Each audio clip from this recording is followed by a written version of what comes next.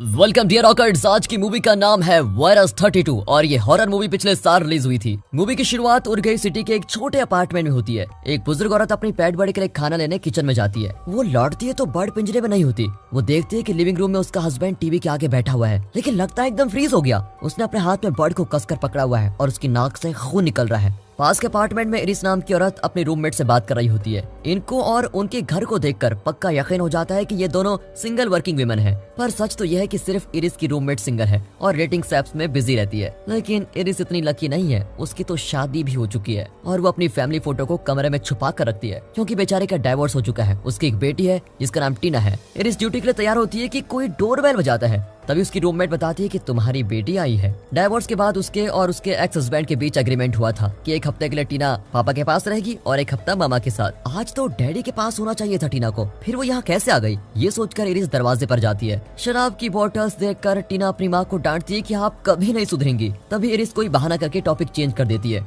और कहती है कि मैंने तुम एक्सपेक्ट नहीं किया था बेटी और इस वक्त मुझे काम पे जाना है। इरिस उसे कमरे में छोड़कर अपने एक्स हस्बैंड से बात करने जाती है। उसका हस्बैंड उल्टा उसको डांटता है कि तुम इतनी केयरलेस कैसे हो सकती हो? तुम ये भी भूल गई कि आज टीना को संभालने की तुम्हारी बारी है। और तुम्हारे पड़ोस में जो ओल्ड कपल रहते हैं वो इतना शोर क्यों मचा रहे हैं? लगता है दोनों किसी का खून कर रहे हैं। इरिस कहती है कि मुझे नहीं पता कि वो लोग क्या कर रहे हैं, लेकिन आज एक दिन तुम प्लीज टीना को अपने साथ रख सकते हो प्लीज। मैं भूल गई, ये मेरी गलती है, लेकिन आई एम सॉरी, आज मुझे काम पर जाना है। पर टीना का पापा तो अपनी बात पर अड़ा रहता है और इरिस के पास अब और कोई रास्ता बचता नहीं। फिर वो टीना को अपने साथ स्पोर्ट्स क्लब में लेके जाती है जहाँ इरिस सिक्योरिटी गार्ड का काम करती है। दोनों पैदल ही जाती है, लेकिन वे नोटिस करते हैं कि पूरे शहर में कैसी हलचल फैली हुई है। लोग इधर उधर भाग रहे होते हैं, हर तरफ पुलिस वैन के सायरन बज रहे हैं। स्पोर्ट्स क्लब में भी कोई नहीं होता। अब इरिस अपनी बेटी को स्पोर्ट्स क्लब दिखाती है, फिर उससे छुपकर कॉफी कप में थोड़ी शराब डालकर पी लेती है। फिर वो टीना को बास्केटबॉल कोर्ट में लेके जाती है। तुम यहीं खेलो, मुझे अपना वर्क स्टेशन पे जाना है, ठीक है? लेकिन मैं सीसीटीवी से तुम्हें देखती रहूंगी। ये कहकर वो टीना को एक वॉकी टॉकी पकड़ाती है ताकि इमरजेंसी में वो इरिस को कांटेक्ट कर पाए।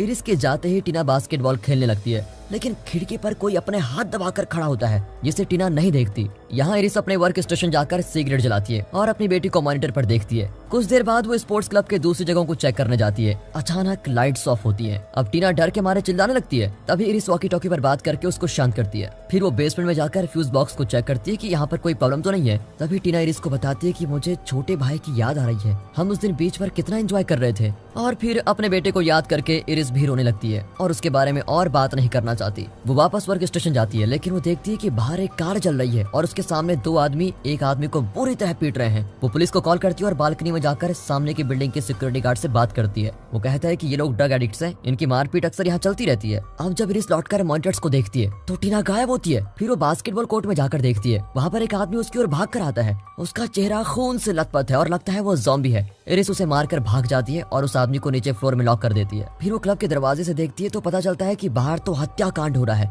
एक एम्बुलेंस क्लब से क्रैश करके खड़ी है और उसके ग्लास पर खून के धब्बे लगे हुए हैं। साइड वॉक पर एक आदमी बिना हिले डुले खड़ा है, हालांकि दूसरी तरफ से चीखने की आवाज आ रही है। अब इरिस को बड़ी चिंता होने लग जाती है। वो टीना को हर सिक्योरिटी कैमरा फीड में ढूंढती है, लेकिन आखिर में उसको एक कमरे में देख ही लेती है। वो अपने हाथ में देखती है जिसमें उसने अपने छोटे बेटे का नाम और उसका बर्थडे और डेथ डे टैटू करके रखा हुआ है। उसको देखकर वो रोने लगती है क्योंकि वो पहले अपने बेटे को खो चुकी है और अब अपनी बेटी को खोना नहीं चाहती। अगर टीना को कुछ हो गया तो इरिस की पूरी लाइफ बेकार हो जाएगी। ये सोचकर वो उस कमरे की लैंडलाइन पर कॉल करती है जहाँ पर टीना है। टीना उसे बताती है कि कोई क्लब के अंदर घुस आया था, इसलिए मैं डर के मारे छुप गई। अब इरिस सिक्योरिटी कैमरा फीड में देखती है कि एक आदमी वेपन के साथ एक छोटी लड़की को क्लब के अंदर लाया है। अब वो डेस्क के नीचे छिप जाती है। वहाँ कोई टीना के कमरे का दरवाजा पीट रहा होता है। टीना घबरा कर एक कोने में छिप जाती है, लेकिन कोई उसको पकड़ कर ले जाता है। अब वो आदमी जिसने पहले इरिस पर अटैक किया था वो वर्क स्टेशन पर पहुंच गया है और वो इरिस की ही तलाश कर रहा है। वो डेस्क के पास पहुंच जाता है, लेकिन तभी एक बिल्ली ऑफिस में आ जाती है और इरिस के पास जाने लग जाती है। तभी ज़ॉम्बी की नजर उस पर पड़ती है और वो उसको उठाकर जमीन पर पटक के मार देता है। मौके का फायदा उठाकर इरिस वहाँ से बच निकलती है, लेकिन वो देखती है कि ज़ॉम्बी एकदम फ्रीज होकर बैठा है। इरिस दूसरे कमरे में भागती है और टीना अभी भी छुपी हुई है। वो दूसरे फुटेजेस को देखती है तो पता चलता है कि जो ज़ॉम्बी फ्रीज हो गया था वो अब फिर से होश में आ गया है और मरी हुई बिल्ली की चटनी बना रहा है। इतना ही नहीं, वो देखती है कि सड़क पर जो आदमी फ्रीज होकर खड़ा था वो भी अब होश में है और दूसरे आदमियों पर अटैक कर रहा है। इरिस नोटिस करती है कि दोनों ज़ॉम्बीज एग्जैक्टली 32 सेकंड्स के लिए फ्रीज होते हैं। उसके बाद फिर से अटैक शुरू। अब इरिस समझ जाती है कि उन 32 सेकंड्स में ही इन खूनी ज़ॉम्बीज से बचा जा सकता है। तभी इरिस टीना को बचाने की ठान लेती है और लॉकर रूम से होकर चुपचाप हॉलवे में पहुंच जाती है। पर वहाँ एक ज़ॉम्बी उसको शोर में धकेल देता है और उस पर अटैक करने लगता है। इरिस वहाँ से भागकर पूल एरिया में पहुंचती है। वहाँ एक दाढ़ी वाला उसे खींचकर पूल में कूद जाता है। दाढ़ी वाले का नाम बार्डी है। नाम से तो लगता है कि बचपन से इसकी दाढ़ी थी। खैर, ज़ॉम्बी भी उनके पीछे पीछे पूल में कूद जाता है, लेकिन वो स्विम करना तो जानता नहीं और डूब कर मर जाता है। अब बार्डी बताता है कि ज़ॉम्बी स्विम नहीं कर सकते, इसलिए वे पानी में डूब कर मर जाते हैं। इतना ही नहीं, इन्फेक्टेड लोगों की कलाई में लाल रंग का निशान होता है। बार्डी फिर इरिस की कलाइयां चेक करता है, लेकिन उसमें कोई निशान नहीं होता। अब बार्डी को तसल्ली होती है और कहता है, बाहर जिस एम्बुलेंस का एक्सीडेंट हुआ था उसमें मैं और मेरी वाइफ आए थे। मेरी वाइफ का बच्चा होने वाला है, इसलिए उसकी डिलीवरी करने में मुझे तुम्हारी मदद चाहिए। मैंने डिलीवरी के बारे में सारी जानकारियां इकट्ठा कर ली है, मैं तुम्हें गाइड करता रहूंगा, तुम सिर्फ मेरी मदद करना। इरिस भी मान जाती है। अब बार्डी उसको एक ऑफिस रूम में लेके जाता है जहाँ उसकी पत्नी को एक व्हील चेयर से बांध कर रखा गया है। अरे ये तो इन्फेक्टेड है, ये आदमी पागल तो नहीं हो गया? ये सोचकर इरिस डर के मारे वहाँ से बचने की कोशिश करती है, लेकिन बार्डी ने दरवाजा लॉक कर दिया था। वो इरिस से विनती करता है कि प्लीज मेरी वाइफ को जल्दी ठीक करो, वो जल्दी ठीक हो जाएगी, प्लीज मेरी मदद करो। जब इरिस नहीं मानती तो वो अपना असली रंग दिखाता है। दरअसल बार्डी ने ही टीना को उस कमरे से उठा लिया था। वो इरिस को धमकाता है कि डिलीवरी नहीं की तो तुम्हारी बेटी को जान से मार दूंगा। तभी इरिस एक स्क्रू ड्राइवर से उस पर अटैक कर जाती है, लेकिन वो इरिस का गला दबा लेता है। जब इरिस मान जाती है तब जाकर वो इरिस की गर्दन छोड़ता है। फिर दोनों उसकी पत्नी को सीढ़ियों के ऊपर लेके जाते हैं। तब बार्डी एक्सप्लेन करता है कि एक रात अचानक मुझे पता चला कि मेरी पत्नी किसी अनजान वायरस से इन्फेक्टेड हो गई है और ये वायरस पूरे शहर में फैल रहा है। मेरी वाइफ की हालत इतनी खराब हो गई कि वो खुद अपने पेट को चीरकर अपने बच्चे को मार डालना चाहती थी। खुशकिस्मती से मैंने उसको रोक लिया और तब से मैं उसको बांध कर रखता हूँ। कल मैं अपने बोट पर काम कर रहा था कि अचानक एक ज़ॉम्बी ने मुझ पर अटैक कर दिया। मैंने गलती से उसे पानी में धकेल दिया और तब मुझे पता चला कि ज़ॉम्बीज स्विम नहीं कर सकते। अगर तुम मेरी हेल्प करोगी तो मैं तुम्हें और तुम्हारी बेटी को अपनी बोट में जगह दूंगा और हम सब यहाँ से बच निकल सकते हैं। रास्ते में इरिस अपने एक्स हस्बैंड को जमीन पर पड़ा हुआ देखती है। दरअसल वो इरिस और टीना को बचाने के लिए स्पोर्ट्स क्लब आया था, पर एक ज़ॉम्बी ने उस पर अटैक कर दिया और वो बहुत घायल हो गया है। हाँ, वो ज्यादा देर तक जिंदा नहीं रहेगा। इरिस उसको दिलासा देती है कि तुम बहुत लकी हो जो हमारे बेटे के पास जा रहे हो। फिर वो इरिस से कहता है कि अब सिर्फ तुम्हें टीना का ख्याल रखना है, मैं तो चला। उनकी बातों से पता चलता है कि इरिस ने अपने बेटे के लिए एक छोटा पूल खरीदा था, लेकिन वो उसमें डूब कर मर गया। इनकी बातों के बीच बार्डी की वाइफ का लेबर पेन शुरू हो जाता है। अब बिल्डिंग के अंदर ज़ॉम्बीज को बार्डी और इरिस की भनक लग जाती है और वे उस कमरे में घुसने की कोशिश करते हैं। इरिस अपने एक्स हस्बैंड की कार कीज निकाल लेती है और स्मोक बॉम्ब से उन्हें डिस्ट्रैक्ट करने लग जाती है। दरअसल उसने टीना के साथ खेलने के लिए इन स्मोक बॉम्ब्स को बैग में पैक कर लिया था। इसी बीच एक ज़ॉम्बी इरिस पर झपट पड़ता है, लेकिन इरिस उसके मसल्स पर चाकू मार देती है। इरिस वहां से भागने की कोशिश करती है, लेकिन तभी एक लेडी ज़ॉम्बी बार्डी की पत्नी के पास आती है। ज़ॉम्बी सेंस कर लेती है कि उसके पेट में एक बच्चा है और वो पेट काट कर उसको निकालना चाहती है। तभी इरिस चिल्लाकर उसे डिस्ट्रैक्ट करती है और ऐन वक्त पर बार्डी ज़ॉम्बी का सर फोड़ देता है। Sorry madam. अब वे बार्डी की पत्नी को एक कमरे में जाकर उसे बेड के साथ बांध देते हैं।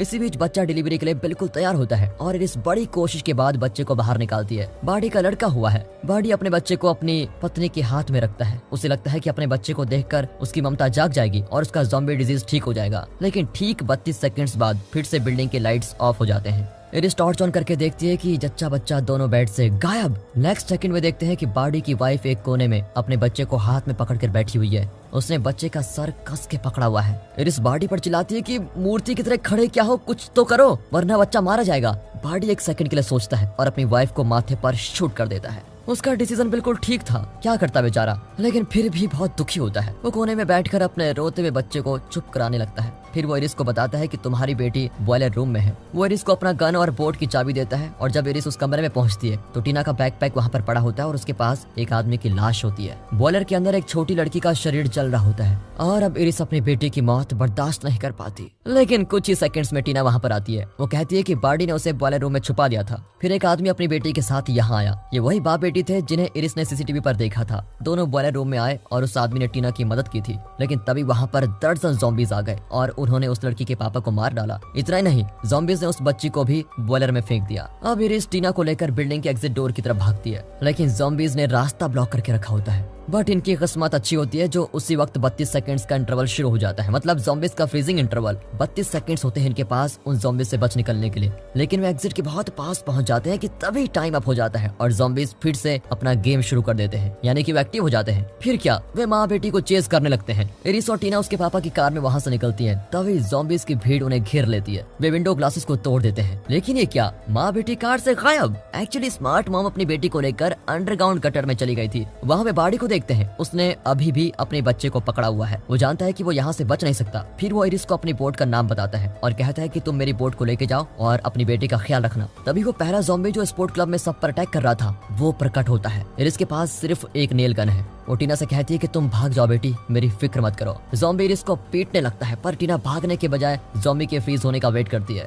समझदार बच्ची है। और जैसे ही वो फ्रीज होता है तो इरिस उसके सर पर नेल गन से कील ठोक देती है। ज़ॉम्बी तुरंत मारा जाता है। ज़ॉम्बी की धनाधन मार खाने के बाद भी इरिस किसी तरह जिंदा बच जाती है। इरिस और टीना अब बाड़ी के बेटे को लेकर उसकी बोट की ओर जाते हैं। दोनों समुद्र को देखती हैं और चैन की सांस लेती हैं। खतरों से भरी रात खत्म हो चुकी है और अब वे सेफ हैं। एंड में दिखाते हैं कि स्विमिंग पूल में जो ज़ॉम्बी डूब गया था वो मरा नहीं, जिंदा है। मतलब ये झूठ है कि ज़ॉम्बीज पानी में मर जाते हैं। यानी इरिस, टीना और बाड़ी का बेटा उतने सेफ नहीं है जितना वे समझ रहे थे। और इसी के साथ इस मूवी का दी एंड होता है। दोस्तों, अगर स्टोरी अच्छी लगी हो, एक्सप्लेनेशन अच्छा लगा हो, वीडियो को लाइक कीजिए और चैनल को सब्सक्राइब। मिलते हैं अगली वीडियो में।